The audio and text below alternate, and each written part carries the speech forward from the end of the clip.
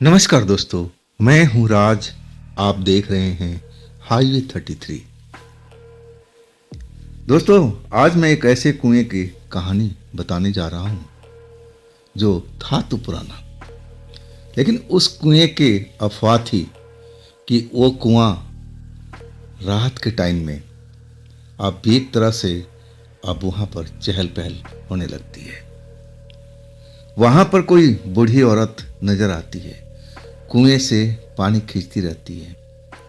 अगर कोई भी भूला भटका इंसान अब उस जगह पर आ जाए तो फिर उस जगह से वापस नहीं लौटता था। और ये भी लोग बताते थे उस कुएं के बारे में कि अगर वहाँ पर कोई जानवर भी गलती से अब उस टाइम में भटक करके आ जाता और तब भी उस जगह पर फंस जाता था, वो कुएं के अंदर जा गिरता था और फिर उसका अता पता चलता तक नहीं था। ये जो कहानी है ना, हमें भेजे हैं, उनका नाम है विजय। अब विजय ड्राइवर हैं, कार चलाते थे, अब नहीं चलाते हैं। ये जो घटना है उनके साथ में घटी थी साल 2004 में। तो आइए चलते हैं इनकी अब पूरी कहानी में। दोस्तों, मेरा नाम विजय है। मैं ड्राइवर हूँ, कार चलाने का काम करता था। और मेरा जो शहर से वास्ता था, लगभग 6 किलोमीटर की दूरी पर हमारा गांव था। और हम अपनी साइकिल से ही शहर में आ जा करते थे।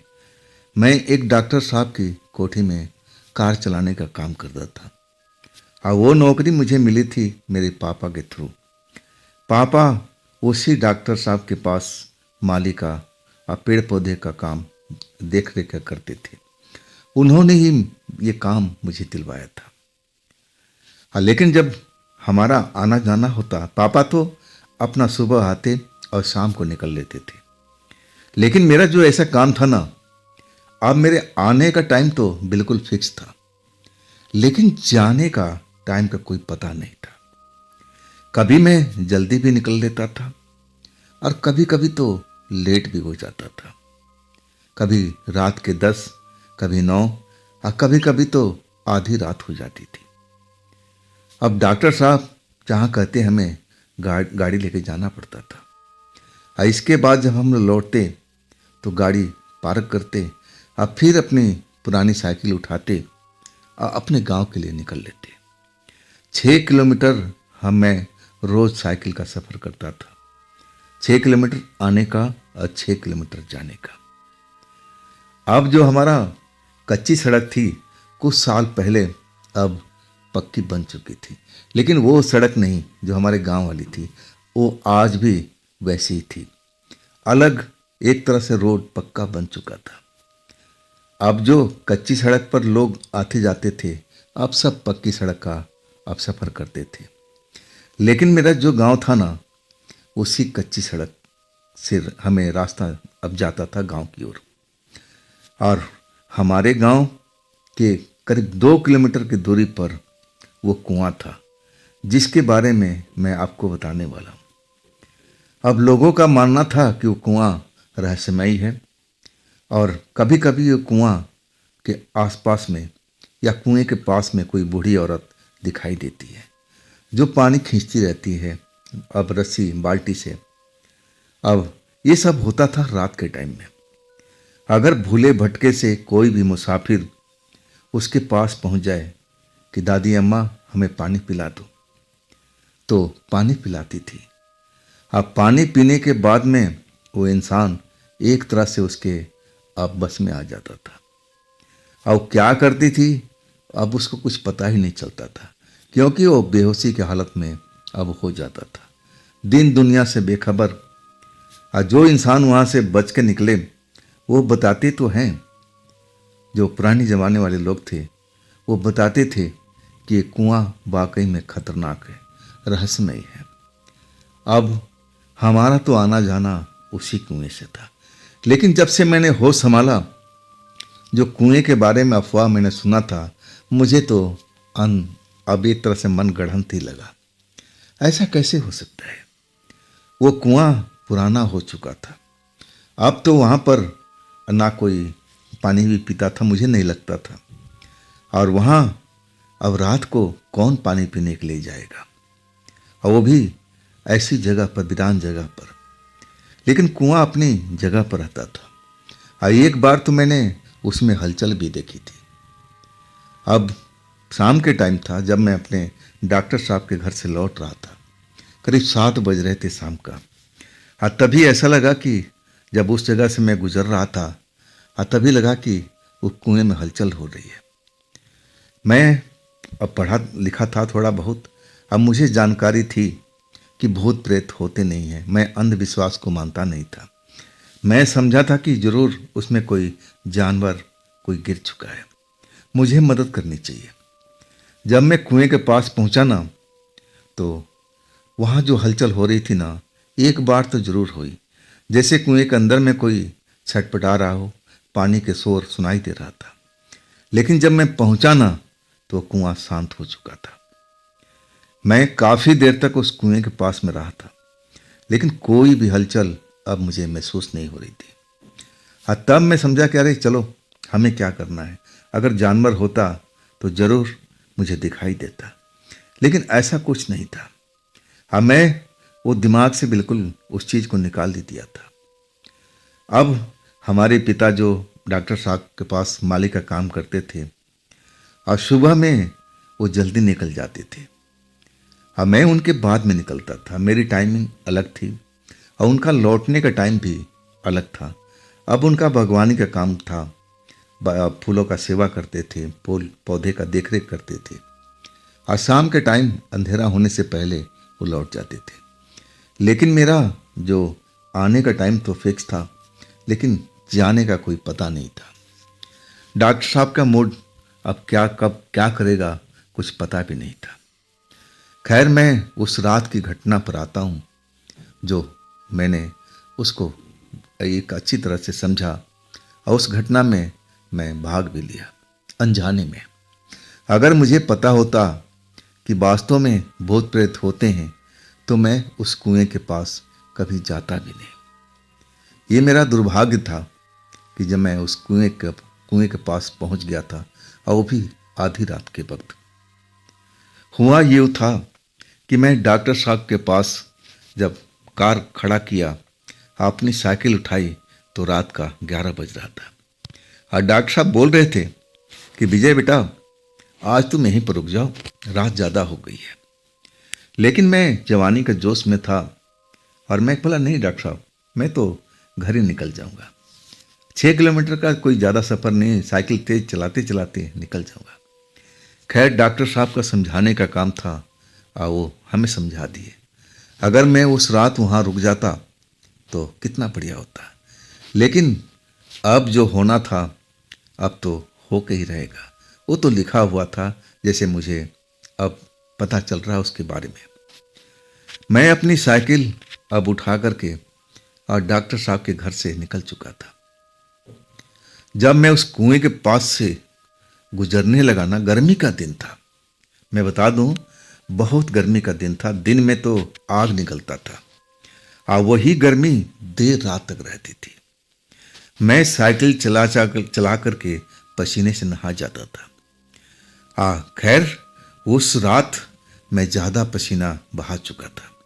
तेज तेज साइकिल चलाते हुए मैं भागते जा रहा था अपने घर की ओर।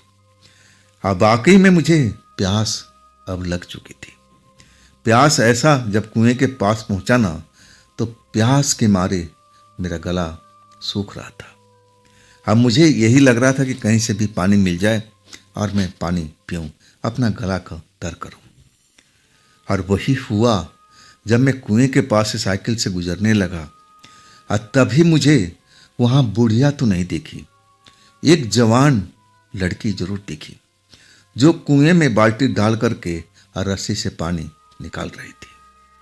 मुझे तो प्यास लगा हुआ था बहुत जोरों से, गला सूखता जा रहा था। मैं अपना साइकिल खड़ा करके सीधे कुएं के पास, और वो कच्ची सड़क थी ना, थोड़ा दूरी पर अंदर वो कुआं था। जब मैं पहुंचा ना, तो लड़की अपना काम कर रही थी।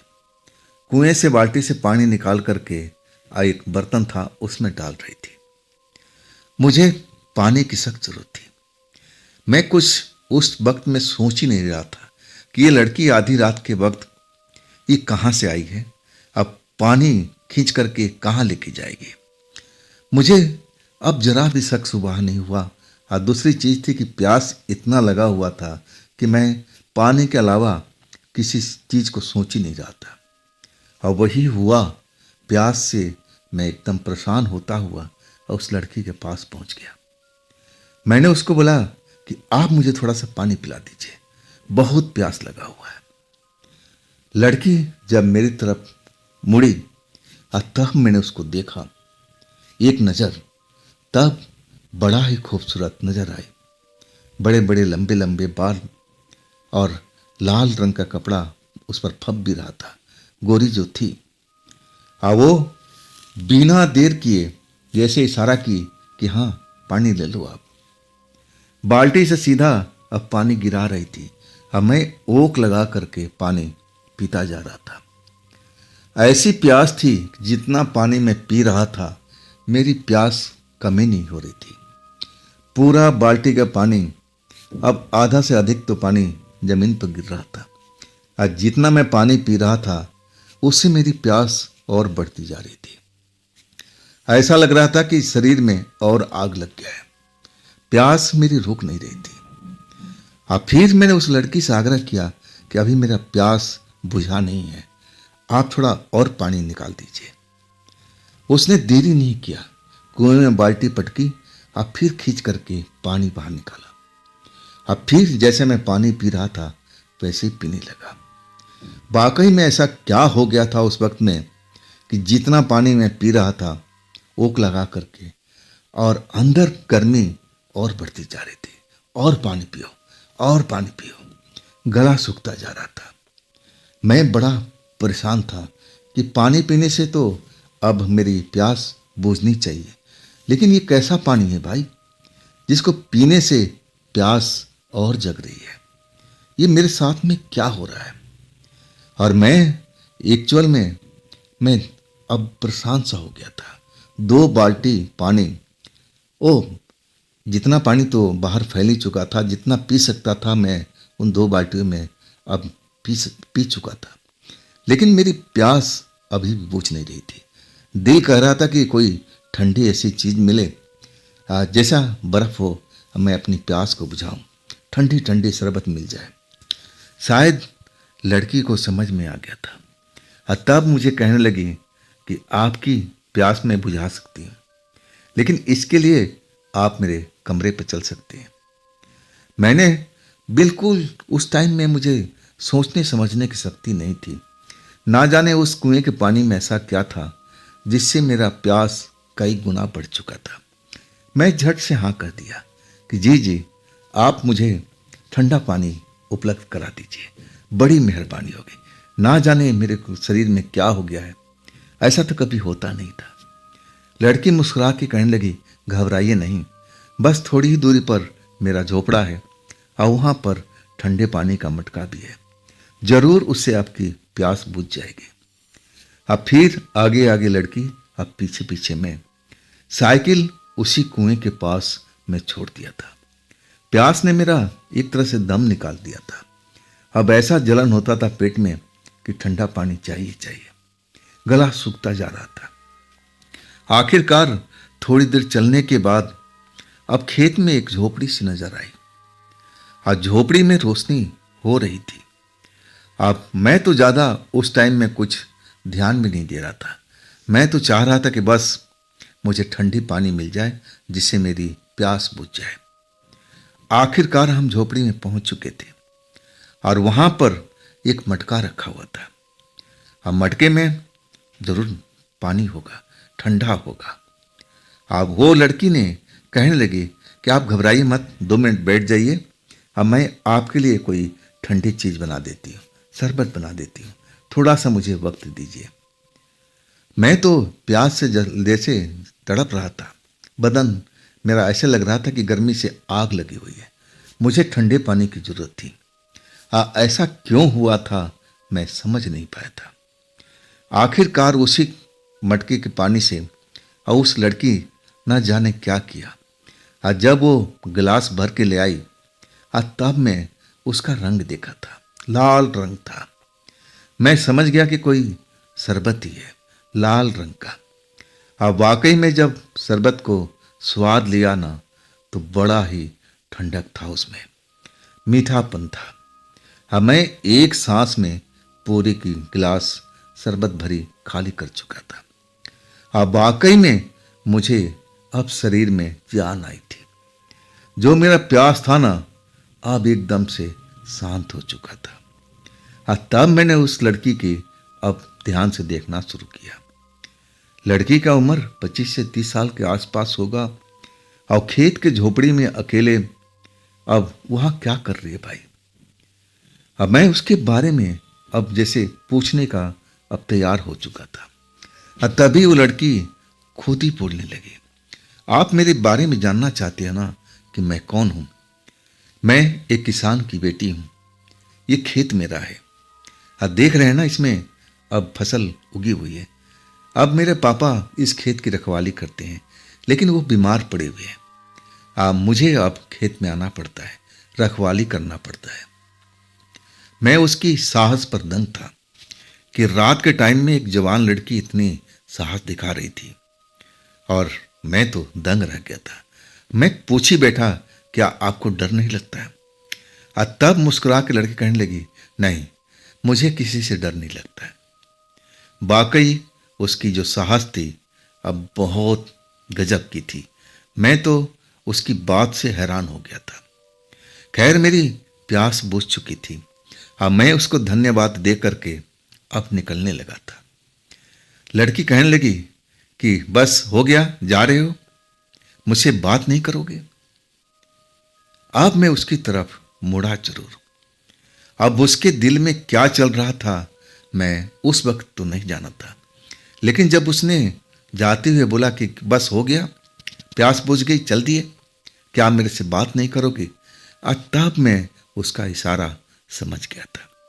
मैं भी जवान था, लड़की भी जवान थी और अंधेरी रात, अब उस जगह पर सुनापन, हम दोनों के अलावा और तो कोई तीसरा था ही नहीं।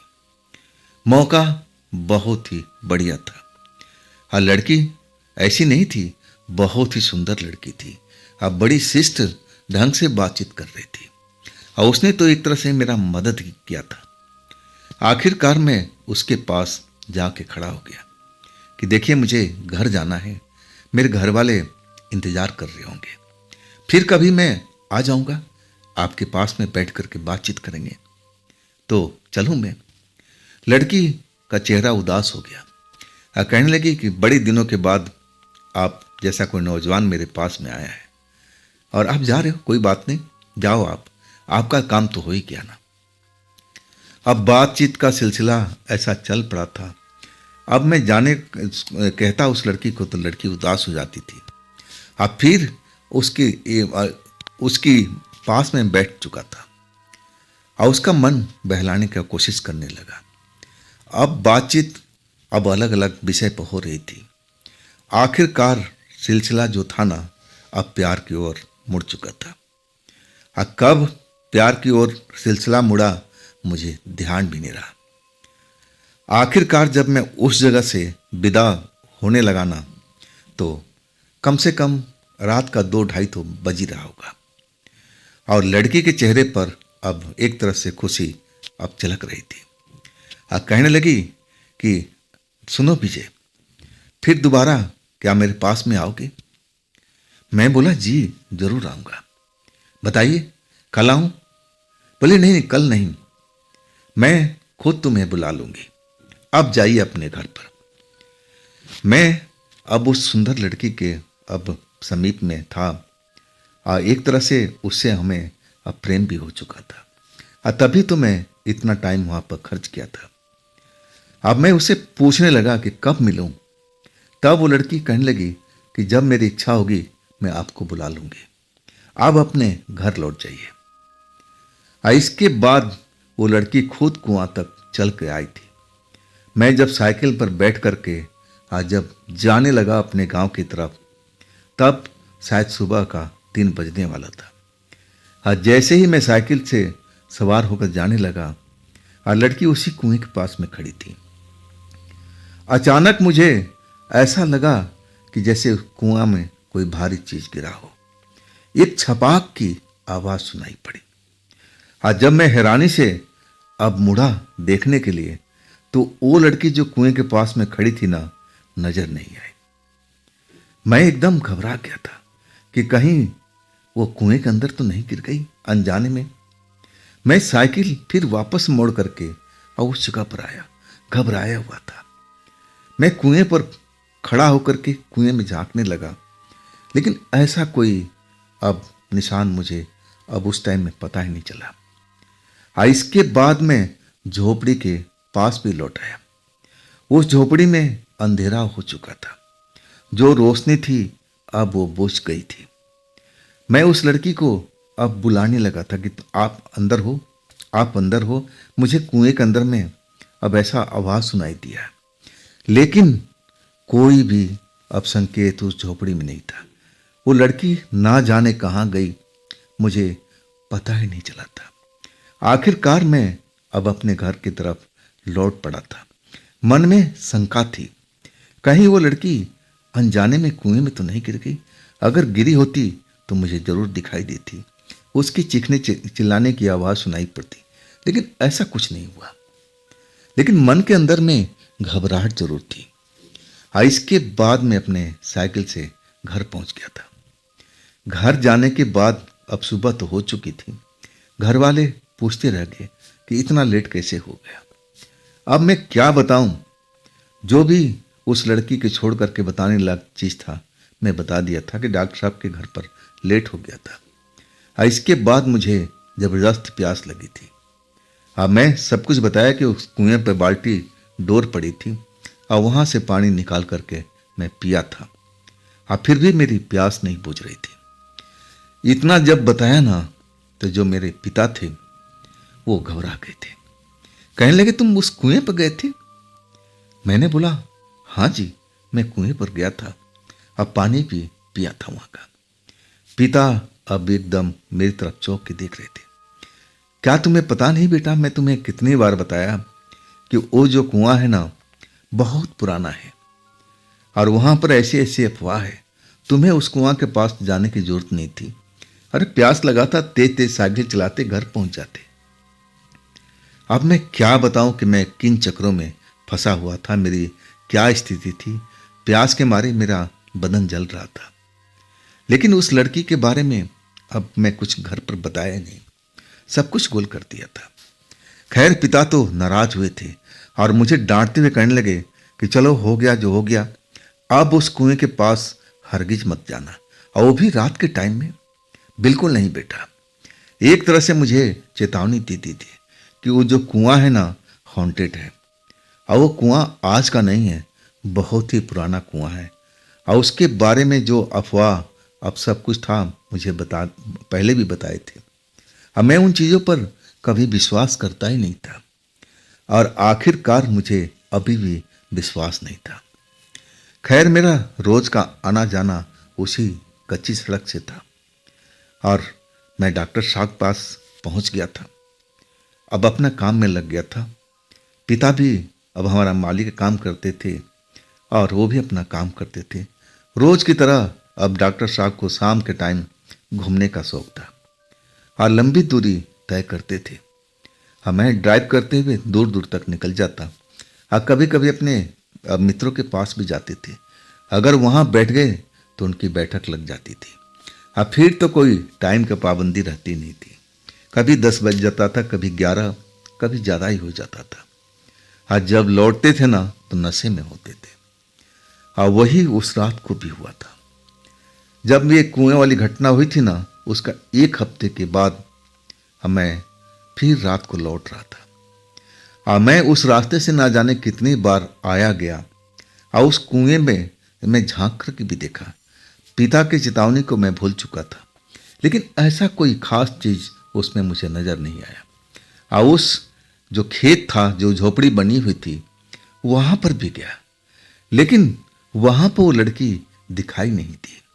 हाँ, एक बूढ़ा इंसान जरूर खेत में अपना काम कर रहा था। मैं उससे पूछना उचित नहीं समझा।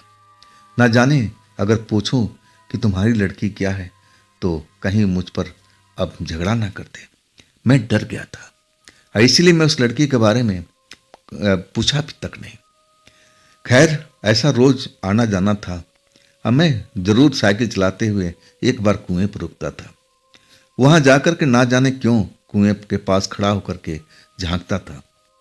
इसके बाद उस झोपड़ी की तरफ भी जाता था, लेकिन वो बूढ़े के अलावा उस खेत में मुझे और कोई दिखाई नहीं देता था। लड़की तो कभी नजर नहीं आई दोबारा।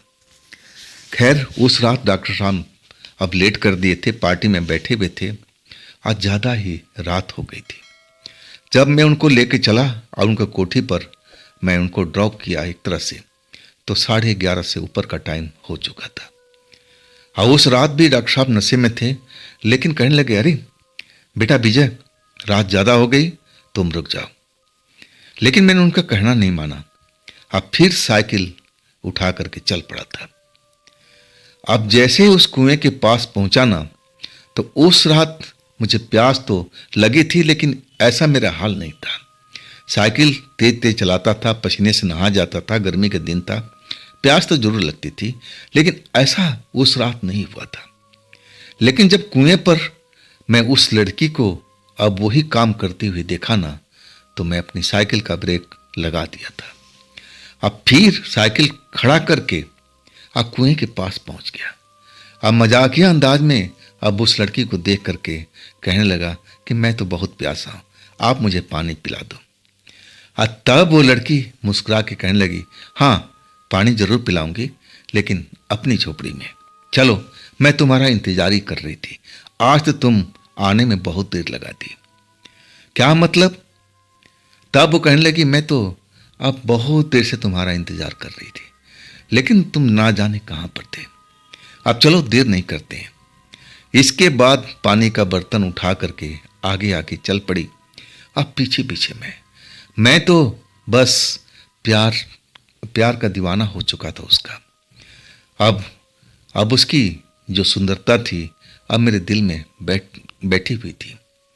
एक बार तो हम मिल ही चुके थे, अब दोबारा मिलने की आस थी। वो आस मेरी पूरा हो रही थी। रास्ते में चलते चलते मैं वो सवाल पूछ ही लिया। देखिए, उस रात में जब साइकिल से गुजर रहा था, तभी एक छपाक की आवाज आई थी कुएं में। मुझे तो लगा कि कहीं आप पानी में तो नहीं गिर गई। और वो खिलखिला के हंस पड़ी।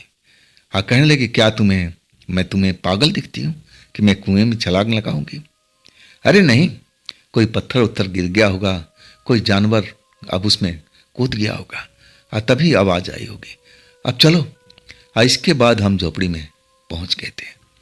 वैसे ही लालटेन की रोशनी अब दिखाई दे रही थी। वो पानी का मटका जो जमीन पर रखा हुआ था और सारा बर्तन से पानी उसमें उड़ेल दिया। कहने लगी, बस बैठो, मैं तुम्हारे लिए वही शरबत बना रही हूँ। तब मैं इंतजार ही करने लगा। वाकई में उस शरबत का स्वाद बड़ा अलग था। मुझे वो शरबत बहुत ही पसंद था। थोड़ी ही देर में अबुल गिलास भर के लाई। वही रंग था, लाल सा रंग शरबत। मुझे तो बहुत ही बेहतरीन लगा था। एक ही सांस में पूरा शरबत पी चुका था।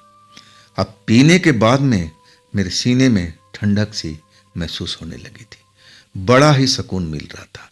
सारा जो थकान था, गर्मी थी शरीर की, जो मैं साइकिल से पसीने निकालते हुए आ रहा था, सब कुछ जैसे एकदम शांत हो चुका था। बड़ा ही आनंद उस समय आ रहा था, जैसे मैं कोई नशे का सेवन कर लिया हूँ। इसके बाद हमारी बातों का सिलसिला, एक तरह से कहा जाए कि प्यार का सिलसिला चल पड़ा था। वैसे ही हम अब 2:30 बजे 3 बजे के आसपास में मैं अब उससे विदा लेने लगा। अब फिर पूछा कि मैं कब मिलूं आपसे, कब दोबारा मिलोगे? तब वो मुस्कुरा के कहने लगी कि मैं तुम्हें बुला लूंगी जब मुझे मिलना होगा। तब मैं हैरान था कि कैसे आप बुला लोगे। तब वो कहती है कि तुम इसी रास्ते से तो आते जाते हो। अब मैं देख लूंगी, अगर मौका लगा तो तुम्हें आवाज दे दूंगी। अब तुम निकलो। इसके बाद अपना घर, परिवार वाले अब पूछ रहे थे बेटा कहाँ इतना टाइम गुजार दिए। तो मैं बहाना पर बहाना अब एक तरह से बनाने लगा था। साइकिल पंचर हो गई थी, हवा कम हो गई थी, कोई न कोई ऐसा बहाना बना देता कि मैं पैदल ही डॉक्टर साहब के घर से साइकिल धकेलते हुए आ रहा हूँ। अब वास्तव में 1 महीने के अंदर में मैं 3 बार उस लड़की से मिल चुका था। तीनों बार वही शरबत का अब मैं सेवन किया था। शरबत पीने के बाद मेरे शरीर में एक ताकत सी आ जाती थी। अब मैं सब कुछ भूल जाता था, बस यही याद रहता था कि हमारे सामने में मेरी प्रेमिका बैठी हुई है, बस यही याद रहता था। जब उस शरबत का नशा उतरता था ना तो 3 बज जाता था। इसके बाद मैं जैसे होश में आता था। अब फिर मैं उस लड़की से विदा लेता और फिर अपने घर की तरफ निकल जाता। 3 बार हो चुका था। इसके बाद में जब एक सुबह डॉक्टर साहब के पास अब उनको कहीं जाना था, कार में अब तैयार खड़ा था लेकर के कि डॉक्टर साहब आए और फिर मैं उनको लेकर निकल पड़ूं। डॉक्टर साहब आए और ना जाने वो मेरा चेहरा मोहरा देखने लगे। मैं डॉक्टर साहब को इस तरह देखते हुए हैरान हो गया कि डॉक्टर साहब मुझे इतनी अब ऐसी नज़र से क्यों देख रहे हैं, क्या हो गया मेरे चेहरे में, क्या देखना चाहते हैं। मैं घबरा सा गया था। तब डॉक्टर साहब कहने लगे कि विजय बेटा ऐसा कर, अपना खून का चेकअप करा ले। जब वो बोले ना तो मैं थोड़ा डर गया था। कहने लगे डॉक्टर साहब ऐसा क्यों, क्या हो गया मुझे। तब डॉक्टर साहब कहने लगे कि बेटा लग रहा है कि तुझे पीलिया हो गया है, पूरा शरीर तेरा पीला पीला सा दिखाई दे रहा है, आंखें भी तेरी पीली नजर आ रही है, खून का कमी हो गया है। बेटा मेरी बात मान, हम आते हैं ना वापसी तो जा करके अपना खून चेक करा लेना, घबरा मत, मैं सब कुछ सही कर दूंगा। वाकई में जब डॉक्टर साहब बोले ना तो मैं थोड़ा डर चुका था। पीलिया के बारे में जानता था कि पीलिया पूरा शरीर का खून खत्म कर देती है, पानी की तरह कर देती है, और इसका वक्त पर इलाज ना हो तो इंसान का मौत भी हो सकती थी। मैं घबरा गया था। अब डॉक्टर साहब जहाँ जाना था वहाँ गए भी। जब मेरा खून का रिपोर्ट आया, खून जब चेक हो गया और रिपोर्ट आया और वो डॉक्टर साहब को मैं दिखाया तो डॉक्टर साहब एक नज़र रिपोर्ट को देख रहे थे और एक नज़र से मेरे चेहरा को देख रहे थे, हैरान से नज़र आ रहे थे। मुझे समझ में नहीं आ रहा था कि डॉक्टर साहब ऐसा क्यों मुझे घूर घूर के देख रहे हैं। और आखिरकार वो रिपोर्ट मुझे पकड़ाते हुए कहने लगे, अरे तुझे तो पीलिया हुआ नहीं है, लेकिन तेरा शरीर क्यों पीला पड़ा हुआ है, बात क्या है विजय, तेरे साथ में कुछ अलग कुछ बात चल रहा क्या। मैं उनकी बात का मतलब समझ नहीं पाया था। हाँ, मैं खुद हैरान था।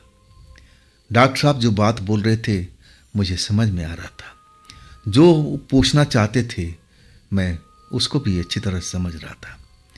अब उनका इशारा साफ था कि तू ऐसा कोई गलत हरकत तो नहीं कर रहा है। हाँ, मैं एकदम सन्नासा रह गया था उनका सवाल सुन करके। हाँ, मैं कहने लगा डॉक्टर साहब मैं ऐसा तो कोई काम करता नहीं हूँ। अब डॉक्टर साहब मेरी तरफ देख रहे थे, अब कहने लगे कि ठीक है कोई बात नहीं, अब ऐसा कई बार हो जाता है। अब फिर मुझे एक दवाई लिख के दिए कि जा इस दवाई को इस्तेमाल कर, सुबह शाम अब इसको पीना है, अब फिर मैं 3-4 दिन के बाद तेरा खून को चेक करवाऊँगा। वास्तव में जब डॉक्टर साहब ये बात बोले ना मैं थोड़ा भयभीत हो गया था कि आखिर मेरा शरीर पीला पड़ा हुआ है और तब तक मेरे घर वालों की नज़र मेरे चेहरे पर शरीर में पड़ चुकी थी।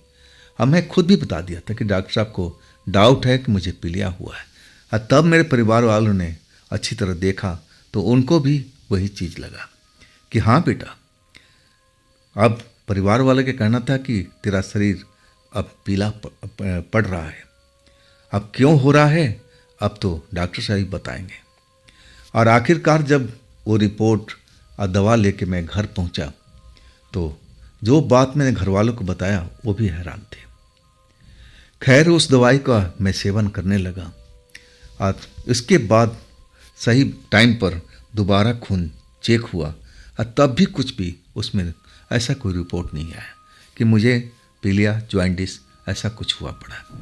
लेकिन अब जो मेरी शरीर थी ना, अब पीला तो पड़ा ही था, लेकिन अब कमजोरी भी मुझे होने लगी थी। और उसके बाद उस लड़की से मेरी मुलाकात भी नहीं हुई थी। मैं अब सही टाइम पर घर निकल जाता था, लेकिन जाते वक्त कुएं पर रुकता था और उस झोपड़ी की तरफ भी जाता था। लेकिन वो झोपड़ी में अंधेरा होता था, ना कोई लालटेन जलती थी, ना कोई रोशनी होता था। और पूरा अब एक तरह से हफ्ता गुजर चुका था। अब डॉक्टर साहब दवाई फिर बदल के दिए, फिर बोले कि कोई बात नहीं घबराने का, ऐसा कई बार हो जाता है, चिंता मत करो, मैं हूं ना, सब कुछ देख लूँगा। लेकिन अब जो मेरी हिम्मत थी ना, टूटने लगी थी। अब शरीर में कुछ बदलाव ऐसा आ रहा था कि मैं महसूस कर रहा था कमजोरी, और कभी कभी तो चक्कर से आने लगते थे। अब ऐसा मेरी हालत हो गया था। मैं डॉक्टर साहब को बताया और तब कहने लगे ऐसा कर, तो कुछ दिन के लिए छुट्टी ले ले और आराम कर ले। मैं बोला डॉक्टर साहब फिर आप कैसे जाओगे? और तब कहने लगा कि मैं खुद ड्राइव कर लूँगा, तू मेरी टेंशन मत कर, जब तू अब तेरे शरीर में आराम आ जाए और तब तू वापस आ जाना। अब फिर मैंने वही किया। कुछ दिन के छुट्टी पर मैं अपने घर पर आराम करने लगा। जो डॉक्टर साहब दवाई लिखे थे वही दवाई का सेवन करता था, लेकिन कोई फर्क नहीं पड़ रहा था। अब तो ऐसी कमजोरी हो गई थी ना कि मैं खाट पकड़ लिया था, उठने का हिम्मत तक नहीं करता था। आखिरकार इतनी दवाई खाने के बाद मेरा सेहत अब बिगड़ती ही जा रही थी। आखिर ऐसा क्यों हो रहा है? अब इस पर जो मेरे पिता थे ना, ध्यान देना शुरू किया। अब कहने लगे कि मैं अब तुझे कोई तांत्रिक से दिखाता हूँ, अब दवा दारू तो बहुत हो चुका है, मुझे तो डाउट है कि तू उस मेरे पिता के जो कहना था ना कि हो सकता है उसी कुएं का पानी पीने की वजह से तेरी ये बीमारी आ गई हो, और वो कुआं तो बेटा हॉन्टेड है, भूतिया है। अब मुझे तो लगने लगा है कि तुझे दवा की नहीं, अब झाड़ फूक की जरूरत है। और इसके बाद एक तांत्रिक को मेरे पिता लेके आए घर पर। मेरी तो हिम्मत नहीं थी कि मैं अब तांत्रिक के पास पहुंचूं। तांत्रिक ही मेरे घर पर आया, पिता लेके आए और झाड़ फूक करने लगा। और उसने डिक्लेयर कर दिया कि देखो, मेरे पिता को बता रहे थे कि देखो तुम्हारे लड़के के ऊपर में एक साया है, और वो साया बहुत ही खतरनाक है। अब ये जो बीमारी, अब जैसे इसका शरीर पीला पड़ा हुआ है, अगर तुम सही टाइम पर मेरे पास नहीं आते तो तुम्हारा लड़का जान से हाथ से धो देता, इसकी मौत हो जाती। लेकिन तुमने सही वक्त पर सही अब डिसीजन लिया है, अब घबराने की जरूरत नहीं है, मैं सब कुछ सही कर दूंगा। और इसके बाद उस जगह से सबको हटा दिया, बस तांत्रिक बाबा थे और मैं था। मेरे खाट के बगल में ही बैठ गए थे। आप मुझसे अब सवाल पूछे जा रहे थे, अब बड़े प्रेम से कह रहे थे कि देख बेटा विजय, घबरा मत, देख यहाँ पर तेरे परिवार वाले नहीं हैं, आज जो मैं पूछता हूँ उसका सही जवाब देना। तेरे पिता ने बताया था कि उस कुएं पर तू पानी पिया था, बात सही है? मैंने बोला जी बात सही है। तो आगे क्या हुआ बेटा? मैं अब तांत्रिक बाबा की तरफ देख रहा था। अब मैं मतलब समझ रहा था कि बाबा पूछना क्या चाहते हैं। बार बार कह रहे थे कि अब उसके आगे क्या हुआ था। सच बता बेटा, मैं उस कुएं के बारे में बहुत कुछ जानता हूं, तू मुझसे कोई बात छिपा मत। क्या तुझे वहां पर कोई आत्मा दिखी थी क्या? तब मैं कहने लगे बाबा, आत्मा वगैरह तो मैं देखा नहीं, वहां पर एक जवान खूबसूरत लड़की थी और उसी से मैं पानी पिया था। मैं अपने परिवार वालों को छिपा दिया था और ऐसा मेरे पेट में जलन हो रहा था, प्यास ऐसी लग रही थी कि बुझ नहीं रही थी। पानी पर पानी पिए जा रहा था, लेकिन प्यास मेरा कम होने के अब जगह बढ़ती जा रही थी। आखिरकार वो लड़की के कहने पर मैं उसकी झोपड़ी में गया और वहाँ पर लाल रंग का शरबत पिलाया और तब जाकर के मेरी वो प्यास बुझी थी। और इसके बाद जो कुछ हुआ था उस तांत्रिक बाबा को मैं बता दिया। जैसे ही मैंने पूरी बात बताई ना, तांत्रिक बाबा आंखें फाड़े मुझे देखते रह गए थे और कहने लगे, तू जिंदा कैसे है अभी तक? तू जिंदा है कैसे? अभी तक इस जगह पर, इस खाट पर लेटा हुआ है। तुझे तो जिंदा होना ही नहीं चाहिए था। वो लड़की पहली बार में शरीर से आत्मा निकाल लेती है और तुझे अभी तक जिंदा क्यों अभी छोड़ रखी है? क्या खेल खेल रही तेरे साथ में? वाकई में जब उन्होंने बोला ना, तो मैं खौफ में आ गया था। हाँ, कहने लगे, तू घबरा मत, मैं आ गया हूं ना, सब कुछ सही कर दूंगा। अब वास्तव में अब मेरे साथ में तंत्र मंत्र का अब प्रयोग करने लगे थे और उसके बाद तो जैसे मैं नींद में आ चुका था। मुझे याद भी नहीं कि मेरे साथ में क्या क्या हुआ। हाँ, जब मेरी आँख खुली थी ना, तब मैं अपने परिवार के बीच में पाया और परिवार वाले के चेहरे पर एक शांति सी दिख रही थी। अब मैं अपने शरीर में कुछ बदलाव अब महसूस कर रहा था। जो मेरे शरीर में दर्द होता रहता था, शरीर भारी भारी से लगता था, जैसे बदन में बुखार हुआ पड़ा है, अब वो चीज़ से मैंने निजात पा लिया था पहले ही बार में। तब मैं अब तांत्रिक बाबा की तरफ देख रहा था। वो मुस्कुरा कर पूछ रहे थे कि बेटा बता, शरीर में कोई बदलाव महसूस किया है? तब मैंने बताया कि हाँ बाबा, शरीर हल्का नजर आ रहा है। तब मेरे कान के पास आके कहने लगे कि आइंदा उस कुएं के पास भी मत फटकना। वैसे तेरे गले में मैं एक रक्षा कवच बांध दिया हूँ, अब डरने की आवश्यकता नहीं। लेकिन मैं तुझे ताकीद करता हूँ कि गलती से भी अगर वो लड़की कुएं के पास में नजर आए ना, तो उसकी तरफ देखना तक नहीं। अगर वो तुझे आवाज़ भी लगाए ना, तब भी उसकी तरफ पलट के मत देखना। समझ लेना कि वहाँ लड़की है ही नहीं। जो तूने किया है उसको भूल जा। तेरे पापा ने सही वक्त पर मुझे बुला दिया, तभी तू अब जिंदा हो गया है। नहीं तो वो लड़की का इरादा तो साफ था, वो तुझे मारना ही चाहती थी, तड़पा तड़पा करके। तेरे शरीर का सारा खून वो खुद पी रही थी। जब बाबा बोले ना, तो मैं कांप गया था। अब वाकई में मैं इतना कभी नहीं डरा था। मुझे वो लड़की एक हाड़ मांस की नॉर्मल सी बनी लड़की दिख रही थी। वो कैसे कोई भूत प्रेत हो सकती है? लेकिन जब बाबा सब कुछ बताना शुरू किया ना, तब मुझे बड़ा ही अब एक तरह से खौफ में आ चुका था, भयभीत हो गया था। इसके बाद मुझे 15 दिन तक खाट पर ही एक तरह से आराम ही करना था। खाना पीना अब वक्त पर मिल रहा था। धीरे धीरे मैं सेहत अब बनाने लगा था। 15 दिन के बाद मैं अब काम पर लौटने लगा। जब सुबह से मैं साइकिल पर चला ना, रास्ते में कुआं पड़ता था। अब मैं उस कुएं की तरफ देखना भी नहीं चाहता था दिन के वक्त में। और रात के वक्त में मैं डॉक्टर साहब से बोल दिया था कि डॉक्टर साहब, आप मुझे थोड़ा जल्दी छुट्टी दे दीजिए करिए। डॉक्टर साहब भी मान गए थे और कहने लगे कि बेटा टेंशन मत ले, अब मैं तेरे को जल्दी छोड़ दिया करूँगा। और वो भी सब कुछ मेरे पापा ने उनको बता दिया था। वो भी हैरान थे कि ये सब तुम्हारे लड़के ने किया और मुझे बताया तक नहीं। और तब मेरे पापा कहते कि आपको क्या, वो तो मुझे भी नहीं बताया था। और आखिरकार उस बला से मुझे छुटकारा मिल गया था। और इसके बाद मैं देर रात तक उस कुएं के पास से कभी भी नहीं गुजरता। अब इस बात को तो बहुत टाइम बीत चुका है और उसके बाद मैं कभी भी उस लड़की से कभी आमना सामना नहीं हुआ। तो दोस्तों, ये थी आज की कहानी विजय जी की। ये घटना आपको कैसी लगी कमेंट में ज़रूर बताइएगा। और दोस्तों, अगर आप मेरे नए चैनल पर नहीं गए हैं राज की कहानियाँ में, तो उस पर भी जाइए, उस कहानियों का आनंद लीजिए। उसका लिंक इसी वीडियो का डिस्क्रिप्शन बॉक्स में दिया हुआ है। तो दोस्तों, ये भी चैनल आप ही का है, इसको भी अपना प्यार दीजिए, लाइक कीजिए, सब्सक्राइब कीजिए, शेयर कीजिए अपने दोस्तों को। और फिर हम मिलते हैं अगले रोज़ इसी चैनल पर, इसी टाइम पर। आप लोग अपना ख्याल रखिएगा। नमस्कार।